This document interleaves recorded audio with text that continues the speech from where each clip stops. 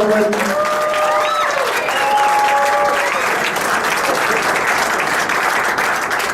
Very good. I feel like having a bowl. Shane, thank you. I can't call you Shane, it just doesn't feel comfortable. I'm going to call you Warne. Warne, thank you very much on behalf of the Dymocks family for joining us. I wanted to start by asking you a question that has nothing whatsoever to do with your book. Can you give us a little bit of an insight into the day, a regular day in the life of Shane Warne? Not when you're on the publicity trail for a book, just a regular insight into your day. Push about 3 or 4 snooze buttons is about the first thing I do, where I should have to then rush to get up. Whether that be making lunches, school lunches for my youngest daughter who's still in school, and then it'll be off to some sort of meeting, hopefully try and fit some golf in, get back to school pickups, make dinner, and then for the last year and a bit it's been doing the book. But that's sort of a rough day, just like everybody else. Just a regular day. Regular day, yeah. Try not to get in any trouble along the way. How's that going for you, Shane? Not bad. Don't text and drive. I think in your case, forget about the driving, let's just try don't text. No, I like texting. Texting's fun. You tweeted recently a picture of yourself going to the movies with one of your kids. I wanted to ask you quite seriously, can you just do something like go to the movies, walk down the street in Melbourne without getting stopped? Or are you always stopped by people who want to have a chat, want to have a photo with you? No, I generally get stopped, but that's a good thing. I think it's better than saying, oh look, there goes Warne the wanker. It's nice that they ask for a photo. I suppose I haven't played for a long time. So for people still to be interested and still, I suppose, like me and want to have a picture and an autograph or whatever they might want, or to ask a cricket question, pull out some sandpaper and ask you to sign that. or whatever. I was wondering how low it would be before that. So yeah, look, I take that as a nice thing. My kids, 21, 19, 17, they sometimes wish it wouldn't happen. They'd much rather be just someone interrupting a conversation I'm having with my son or my daughter. But they understand it and they're pretty good with it. They generally take the photo, so it's all okay. So the book is called No Spin. You've said that your book is a brutally honest, no holds barred account of your life and that you've opened up on pretty much everything. Did you need encouragement to do that, or was that your idea to literally go no holds barred, let's just cover everything? It's quite an interesting thing to write a book about your life.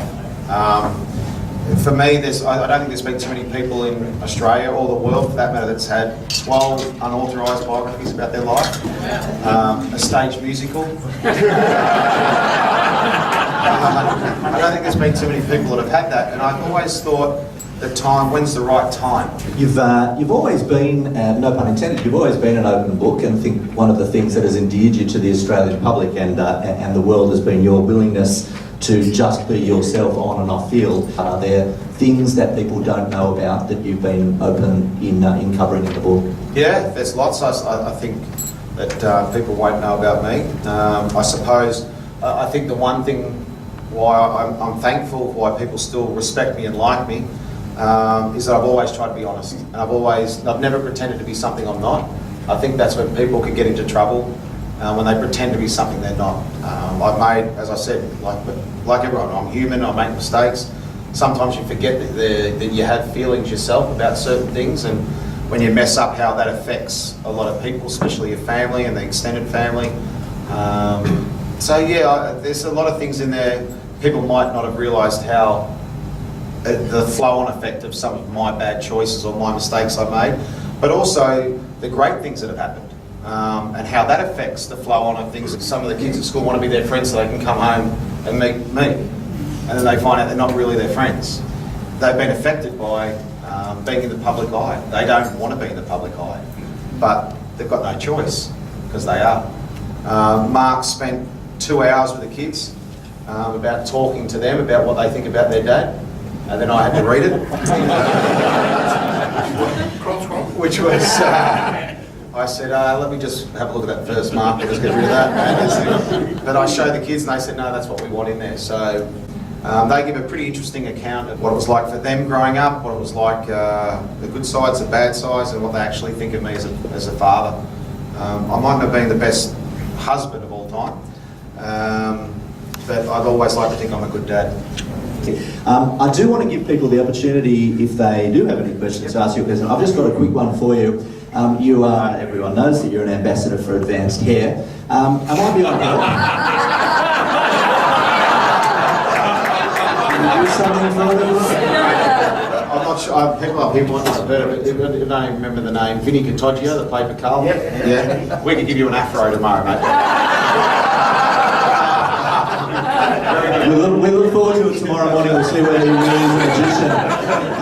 Thanks for that, Warnie. Guys, if anyone's got a question... Has there ever been a day that you've had that you think, shit, I didn't expect this would happen to me? I've had many of those days. Without trying to name drop, one of my best friends is Chris Martin from Coldplay. Right. Me too. Very good. I think it was last year or the year before, he came over for dinner, said hello to the kids, and we hung out, and he said, I want you on stage tomorrow night. I said, I ain't coming on stage, mate. You know, I've got no musical, I'm just not going. He said, no, yes you are, you're coming. And the kids then said, oh, go on, Dad, that'd be so cool. You know, we could take our friends. So, yeah, no, go on, do it. And so Chris said, I really need you to do it. I said, okay, I'll do it. And Chris came in, this is like 10 minutes before they went on stage. He said, mate, we just need to rehearse what you're doing on stage. I said, rehearse? What are you talking about? And he said, look, he said, we've tuned this harmonica to the actual song. So if you know the beat of the song and blow into this thing to the beat of the song, it'll come out sounding unreal. But if you don't, it'll sound fucking horrible. So he stopped in the middle of a song and said, look, I've got to tell you this story. We found this work experience guy. So he's finished his career, he's done okay, but he doesn't know what he's going to do with the rest of his life. You know, we found him on the road with a harmonica.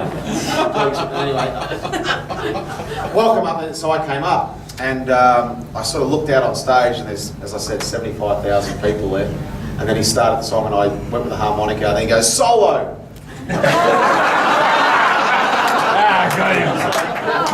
Okay. So away I went, and then everyone went berserk, and that was pretty amazing. Yeah. I think we'd all like to be a rock star. That was pretty cool. Yeah. Thank you for that question. Thank you so much. I think the answer to that question typifies that you're up for absolutely anything. Shane, just to let you know, this is a very, very rare thing. Shane said to me before we did the interview, mate, feel free to ask me absolutely anything. That is very, very rare. And I thank you on behalf of everyone for being so candid. And we really look forward to the book. Thank you to Random House for bringing us Shane Warne. And thank you to Shane Warne for being Shane Warne.